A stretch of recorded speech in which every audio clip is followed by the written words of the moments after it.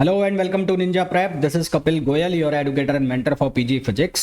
तो इस वीडियो के अंदर हम डिस्कस करेंगे जीएम काउंटर के बारे में, यानी कि गाइगर मुलर जो काउंटर होता है जो रेडिएशन डिटेक्ट करने के काम आता है, वो दूसरे काउंटर पर किस तरह से प्रेफरेबल है, क्यों ये यूज़ किया जाता है, क्या इसकी वर्किंग है, क्या इसका कंस्ट्रक्शन है और क्या इसके लिमिटेशंस है, एग्जाम में किस तरह के क्वेश्चन आते हैं, वो सारा हम इस वीडियो के अंदर डिस्कस करेंगे। तो चलिए स्टार्ट करते हैं। सबसे पहले अगर हम बात करें, आपको एक ये व्यू दिख रहा होगा, कट व्यू आपको दिख रहा है एक 3 डायमेंशन व्यू का। तो इसमें आपको दिख रहा है एक ये एनोड जिसके ऊपर लिखा हुआ है, तो ये एनोड जिसके ऊपर लिखा हुआ है ये होता है टंगस्टन वायर। ठीक है, आगे मैं और अच्छे से आपको एलेबोरेट करूंगा, फिलहाल एक बेसिक ओवरव्यू दे देता हूं आपको।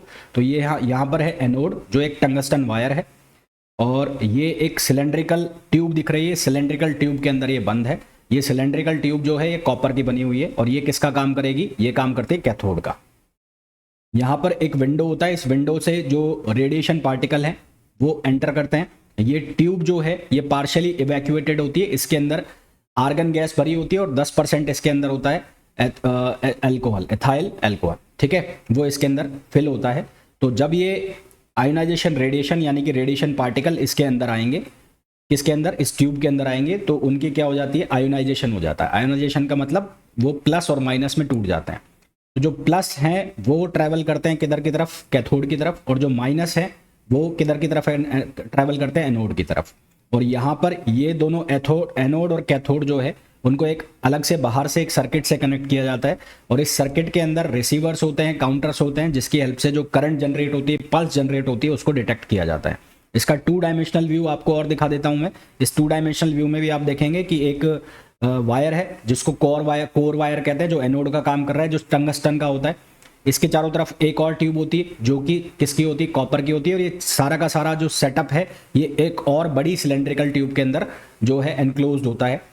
यहाँ पर जब गैस का आयोनाइजेशन होता है, रेडिएशन अंदर आएगा, आयोनाइजेशन होगा तो प्लस और माइनस में टूटेंगे। तो जो प्लस है वो किधर की तरफ भागेंगे, कैथोड की तरफ, और माइनस जो है वो एनोड की तरफ भागेंगे। यहाँ पर ये जो ट्यूब है इसका जो पॉजिटिव टर्मिनल है, इसका हमने हाई वोल्टेज जो बैटरी ली हुई है उसका पॉजिटिव पार्ट रेजिस्टेंस की हेल्प से इस ट्यूब से कनेक्टेड होता है, जबकि जो नेगेटिव पार्ट है ये जो बाहर वाला सिलेंडर है उससे कनेक्टेड होता है। एक कैपेसिटर लगा होता है, कैपेसिटर के साथ प्री एम्पलीफायर, स्केलर और काउंटर लगे होते हैं, जो कि जो रेडिएशन है उसको डिटेक्ट करते हैं और उसको क्या करते हैं, काउंट करते हैं। अब कहानी क्या चलती है इसके अंदर, गाइगर मुलर काउंटर के अंदर, कि जो वोल्टेज है जब वो वोल्टेज अप्लाइड किया जाता है गैस फिल्ड डिटेक्टर में, वो प्रोपोर्शनल काउंटर रीजन से ज़्यादा हो जाता है। अब हमने ये पढ़ा हुआ है, किसके अंदर पढ़ा हुआ है, ये हमने पढ़ा है आयोनाइजेशन चैम्बर के अंदर एक इस तरह का डायग्राम पढ़ा हुआ है। तो आयोनाइजेशन चैम्बर के अंदर इस तरह का हमने डायग्राम पढ़ा है। तो यहाँ पर अलग अलग वोल्टेज आते हैं। तो एक वोल्टेज आता है V2 से V3, यानी कि जो वोल्टेज की रेंज है वो 200 से 800 वोल्ट होती है। तो उसके बीच में जो रीजन होता है उसको हम बोलते हैं proportional counter region, proportional counter region. और उसी की यहाँ पर बात चल रही है कि जब वोल्टेज जो अप्लाई की जाती है उस गैस फील्ड डिटेक्टर में, यानी कि जो रेडिएशन आ रहा है और अंदर जो गैस भरी हुई है, तो वहां पर जो वोल्टेज है वो प्रोपोर्शनल काउंटर रीजन से ज़्यादा हो जाता है। तो पल्स की जो हाइट है, ये वाई एक्सिस पर पल्स हाइट है, तो पल्स की जो हाइट है वो प्रोपोर्शनल नहीं रह जाती किसके, वोल्टेज के। यहाँ पर आप देखोगे तो ये पल्स की जो हाइट है और वोल्टेज है ये एक दूसरे के प्रोपोर्शनल चल रहा है। पर जैसे ही वोल्टेज को हम बढ़ाएंगे तो यहाँ पर आप देखोगे कि एक रीजन आता है जिसको हम कहते हैं गाइगर मुलर काउंटर रीजन। इसमें ये जो हाइट है और वोल्टेज है एक दूसरे के प्रोपोर्शनल नहीं रह जाती है, और incident radiation of charge particle या इंसिडेंट रेडिएशन की चार्ज पार्टिकल की हाइट के प्रोपोर्शनल नहीं रह जाती है।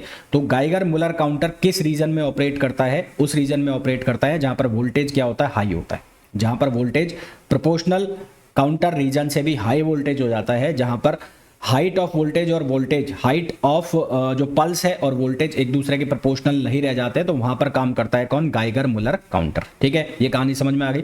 ये जो डायग्राम है ये आप कहां पर देखते हैं, ये आप आयोनाइजेशन चैम्बर जब आप पढ़ते हैं, जहां पर अलग अलग रीजन्स को आप डिस्कस करते हैं, वहां पर ये डायग्राम आप देखते हैं। अब गाइगर मुलर काउंटर जो है it is very useful to detect particles like alpha particle, beta particle and proton for measuring cosmic rays and recording cosmic rays events, है ना। ये किसी भी तरह के particle, alpha particle, beta particle, proton, even ये गामा को भी ट्रेस करता है, पर उसकी लिए इतने इफेक्टिवली ये काम नहीं करता है। साथ साथ कॉस्मिक रेज की इंटेंसिटीज, उसके जो इवेंट्स हैं उनको भी ये रिकॉर्ड करता है। They are sensitive to production of even a single ion pair, they are sensitive to production, single ion pair के प्रोडक्शन के लिए भी ये सेंसिटिव होते हैं। Its operation is based on ionisation of gas, जैसा कि मैंने आपको बताया, जब रेडिएशन एंटर करेगा इस ट्यूब के अंदर तो वहां पर उसका क्या होगा, आयोनाइजेशन होगा, और आयोनाइजेशन होगा तो उसकी वजह से इलेक्ट्रिक पल्स आएगी जिसको मेजर किया जाता है। इस प्रिंसिपल पर ये काम करता है। जीएम काउंटर जो है वो इसकी सिंप्लिसिटी के लिए जाना जाता है, उसकी ड्यूरेबिलिटी के लिए जाना जाता है, और ability to detect low level radiation, ये लो लेवल रेडिएशन को भी क्या कर लेता है, डिटेक्ट कर लेता है। ठीक है, आगे बढ़ते हैं।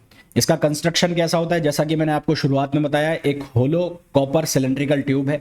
इस सिलेंड्रिकल ट्यूब का जो डायमीटर है वो होता है 1.5 सेंटीमीटर। इसकी जो लेंथ है वो 2 सेंटीमीटर से और 100 सेंटीमीटर तक हो सकती है। इसकी जो लेंथ है वो 2 सेंटीमीटर से 100 सेंटीमीटर तक हो सकती है, डिपेंडिंग अपॉन द पर्पस, कि किस पर्पस के लिए आप इसको यूज कर रहे हो, इसका यूज आपके लिए क्या है। इसको एक दूसरी सिलेंड्रिकल ग्लास ट्यूब के अंदर बंद किया जाता है, जैसा कि मैंने आपको डायग्राम में भी दिखाया, एक ट्यूब, और उसको पूरी को एक दूसरी सिलेंड्रिकल जो ट्यूब है, ग्लास ट्यूब, उसके अंदर बंद किया जाता है जो पार्शियली इवैक्यूएटेड होती है। The tube either contain air at low pressure और a mixture of argon with 10% vapours of ethyl alcohol. 10% vapour ethyl alcohol का हम यूज करते हैं फॉर क्वेंचिंग पर्पस। ठीक है, at a pressure of 10 centimetre of mercury column. Quenching का मतलब क्या होता है वो हम आगे डिस्कस करेंगे। फिर एक टंगस्टन वायर का इलेक्ट्रोड है, जो टंगस्टन वायर का इलेक्ट्रोड है उसका डायमीटर हम लगभग लेते हैं 0.5 mm, is stretched along the axis of copper tube. Copper tube का जो एक्सिस है उसके अलोंग वो रहता है और वेल इंसुलेटेड रहता है और ग्लास ट्यूब के अंदर बंद रहता है। The positive terminal of the battery is connected to the central wire. Positive terminal central wire से कनेक्टेड होगा, जैसा आपको बताया था, थ्रू द रेजिस्टेंस, और नेगेटिव टर्मिनल जो है वो कॉपर सिलेंडर से कनेक्टेड होगा। तो यहां पर ये कॉपर सिलेंडर है, ये वो ग्लास ट्यूब है, और यहां पर इसको कनेक्ट कर दिया पॉजिटिव टर्मिनल से, और ये सिलेंड्रिकल ट्यूब जो कॉपर है ये माइनस टर्मिनल से कनेक्टेड हो गई। ठीक है, यहां तक क्लियर है सब चीजें। Amplifier and counting device, the electric pulse produces in the GM counter are fed to pre amplifier. जो पल्स जनरेट होगी जीएम काउंटर में वो भेज दी जाएगी कहां पर, प्री एम्पलीफायर में, स्केलर में, और finally detected and counted by counter. उसको स्केलर क्या कर लेगा, फाइनली क्या कर लेगा, उसको डिटेक्ट कर लेगा। तो ये इसका कंस्ट्रक्शन होता है। अब इसमें ऑपरेशन कैसे होगा, ऑपरेशन में क्या है, सबसे पहला पॉइंट होगा आयोनाइजेशन। आयोनाइजेशन का मतलब है जब रेडिएशन पार्टिकल इस ट्यूब में अंदर आएंगे तो उसका आयोनाइजेशन होगा। तो when ionizing radiation enters the GM tube through the window और glass wall, it ionize the gas molecules inside, creating positive ions and free electrons। तो वो पॉजिटिव आयंस और फ्री इलेक्ट्रॉन्स यानी कि नेगेटिव आयंस में टूट जाते हैं। यदि ionization particle passing through the gas in GM counter, as in case of proportional counter, जैसे प्रोपोर्शनल काउंटर में क्या होता है कि अवेलेंस हो जाता है आयंस का close to central wire near the mid point के पास सेंट्रल वायर में प्रोपोर्शनल काउंटर के अंदर क्या हो जाता है, अवेलेंस हो जाता है। और अवेलेंस की जो कंडीशन है उसको वो कब स्टार्ट होती है, जब जो आयोनाइजेशन पोटेंशियल है इस वैल्यू के बराबर हो जाता है, E A lambda equals to V lambda upon A log B upon A, जहां बी क्या है, आउटर रेडियस है सेंट्रल वायर से, जो सिलेंड्रिकल ट्यूब है उसकी रेडियस, और ए जो क्या है, इनर रेडियस है वो, और लैम्बडा क्या है, मीन फ्री पाथ है। तो जब ये पोटेंशियल पहुंच जाती है तो अवेलेंस स्टार्ट हो जाता है। अवेलेंस जब स्टार्ट होगा तो इसके स्टार्ट होने से पॉजिटिव आयंस जो हैं वो क्या करेंगे, कैप्चर करेंगे इलेक्ट्रॉन्स को, और उससे क्या होता है, फोटोन क्या होंगे, एमिट होंगे। These photons again knockout electrons. जब ये फोटोन्स आगे बढ़ेंगे तो ये दूसरे जो मॉलिक्यूल्स हैं, दूसरे जो आयंस हैं उनके साथ टक्कर करेंगे तो वहां से फिर से क्या निकलेंगे, कॉलिजन की वजह से जो है गैस एटम इलेक्ट्रॉन्स निकलेंगे। गैस एटम्स के साथ ये कॉलिजन करेंगे और फिर वहां से क्या निकलेंगे, इलेक्ट्रॉन्स वापस से निकलेंगे। इस तरह से ये प्रोसेस लगातार क्या होता जाएगा, बढ़ता जाएगा। The potential V in the GM counter region being sufficiently high. GM counter region के अंदर हमने जो डायग्राम देखा था उसमें हमने देखा कि जो पोटेंशियल है वो सफिशिएंटली हाई है, तो उसकी वजह से सेकेंडरी आयोनाइजेशन प्रोसेस जो है वो स्टार्ट हो जाता है। सेकेंडरी आयोनाइजेशन प्रोसेस का मतलब है कि जो लगातार कॉलिजन हो रहा है, एक के बाद एक के बाद एक लगातार कॉलिजन हो रहा है, तो वहां पर लगातार कॉलिजन होने की वजह से सेकेंडरी आयोनाइजेशन प्रोसेस स्टार्ट हो जाता है और वायर से काफी दूर की डिस्टेंस पर वो स्टार्ट होता है। ये सब यहाँ पर लिखा हुआ है, ये आप देख सकते हैं। So that the chances of UV radiation photon emission are very much high. तो उससे क्या होता है, यूवी रेडिएशन के फोटोन जो है वो उनकी एमिशन होना स्टार्ट हो जाता है और UV radiation is emitted in all direction. तो सभी डायरेक्शंस में यूवी रेडिएशन एमिट हो जाता है। उसके बाद अवेलांच इफेक्ट। अवेलांच इफेक्ट जैसा कि मैंने आपको पहले बताया, हाई वोल्टेज जो ट्यूब के अक्रॉस है उसकी वजह से फ्री इलेक्ट्रॉन्स एक्सेलरेट करते हैं टुवर्ड्स द इलेक्ट्रोड। एक तो एनोड है और एक कैथोड है, तो इलेक्ट्रॉन्स जो आएंगे वो किधर की तरफ आएंगे, एनोड की तरफ आएंगे। और सिमिलरली जो प्लस पार्टिकल्स हैं, जो पॉजिटिव आयंस हैं, वो किधर की तरफ भागेंगे, कैथोड की तरफ भागेंगे with sufficient energy to ionize additional gas molecules. वो जब ट्रेवल करेंगे तो वो दूसरे जो मॉलिक्यूल्स हैं उनके साथ कॉलिजन करेंगे। कॉलिजन करेंगे तो एडिशनल जो आयोनाइजेशन है वो प्रोसेस स्टार्ट होगा कॉलिजन की वजह से, जिसकी वजह से avalanche of charge particle start हो जाएगा। इसको हम कहते हैं अवेलेंच इफेक्ट।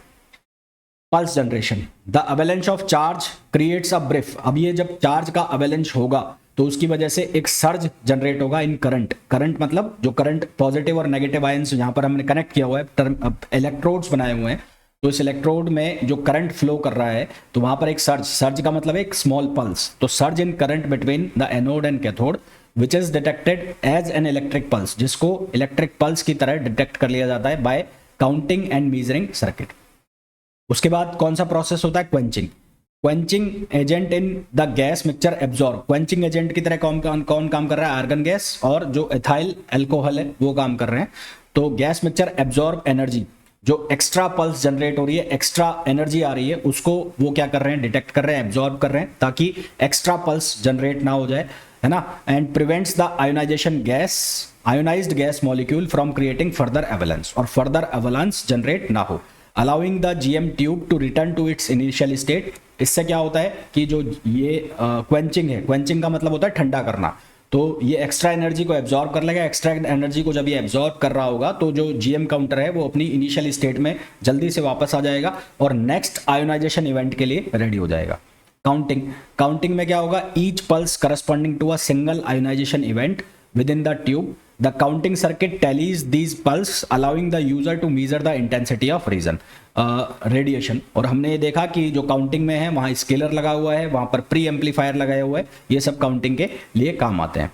उसके बाद next, quenching and it's necessity. तो क्वेंचिंग मैंने आपको बताया, क्वेंचिंग का मतलब होता है ठंडा करना। तो एक्स्ट्रा पल्स जो जनरेट होगी, एक्स्ट्रा जो एनर्जी जनरेट होगी जिससे कि फर्दर अवलांच हो सकता है, तो उस फर्दर अवलांच को रोकने के लिए हम क्वेंचिंग का यूज करते हैं। क्वेंचिंग क्या करता है, ये जो पॉजिटिव आयंस होते हैं, पॉजिटिव आयंस की धार मतलब पॉजिटिव आयंस की तेजी को ये खत्म कर देता है। यहाँ पर लिखा हुआ है ना शीत ऑफ पॉजिटिव आयंस। शीत का मतलब होता है जो पॉजिटिव आयंस की तेजी है, वो जितनी तेजी से दूसरे आयन से टकरा रहे हैं तो उसको वो कम कर देता है। कम करने से क्या होगा, जो गाइगर मुलर काउंटर है वो वापस से अपनी इनिशियल स्टेट में आ जाता है। इसकी डिसएडवांटेज क्या होती है, डिसएडवांटेज होती है कि ये अनचार्ज पार्टिकल जैसे कि न्यूट्रॉन है उसको ये डिटेक्ट नहीं कर सकता, क्योंकि जो ये गाइगर मुलर काउंटर है पूरी तरह से बेस्ड है किसके ऊपर, ये पूरी तरह से बेस्ड है आयोनाइजेशन के ऊपर। अब जब चार्ज पार्टिकल आएंगे तो चार्ज पार्टिकल का ही आयोनाइजेशन होगा। जो पॉजिटिव आयंस बनेंगे, नेगेटिव आयंस बनेंगे, वो चार्ज पार्टिकल में बनेंगे, न्यूट्रॉन में नहीं बनेंगे, तो न्यूट्रॉन को ये डिटेक्ट नहीं कर सकता। इसी तरह से it has a very large dead time and recovery time. इसका रिकवरी टाइम और डेड टाइम बहुत लार्ज होता है, of about 200 to 400 micro seconds following each pulse, which prevents it use at very high counting rate of about 10 power 4 particle per second. GM counter has very low intrinsic efficiency for detecting gamma radiation. इसकी जो intrinsic efficiency है gamma radiation के लिए बहुत कम होती है, इसलिए gamma radiation के लिए इसको हम यूज नहीं करते हैं। It cannot provide information regarding the nature of ionizing particle.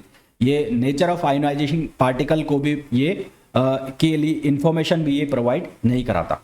It is whether it is a charge particle और फोटोन, कि इससे हमें ये पता नहीं लगता है कि जो चार्ज पार्टिकल आ रहा है वो कोई पार्टिकल है, इलेक्ट्रॉन, प्रोटॉन, या फिर वो कोई फोटोन है। अब यहाँ पर दो वर्ड यूज हुए हैं, एक यूज हुआ है डेड टाइम और एक हुआ है recovery time.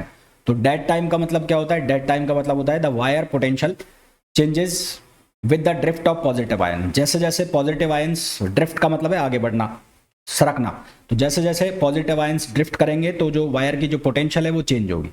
Rate of change of wire potential is most rapid as positive ions move away from the immediate neighbourhood of the region of the because of the wire region, because in this region the velocity is very high. जो rate of potential change होने, rate of change of wire potential है वो ज़्यादा तेजी से बढ़ेगा कब, जब जो वायर के जस्ट पास वाले रीजन से दूर जाएंगे हम, तो जो rate of change of potential है वो बहुत तेजी से बढ़ेगा, और जब वो बहुत तेजी से बढ़ेगा तो वहां पर वेलोसिटी उसकी क्या होगी, ज़्यादा होगी, और वेलोसिटी जहां पर जो हाई होगी तो वहां पर टाइम क्या हो जाएगा, स्लो हो जाएगा, तो डेड ड्रिफ्ट टाइम जो है वो बहुत स्मॉल हो जाएगा।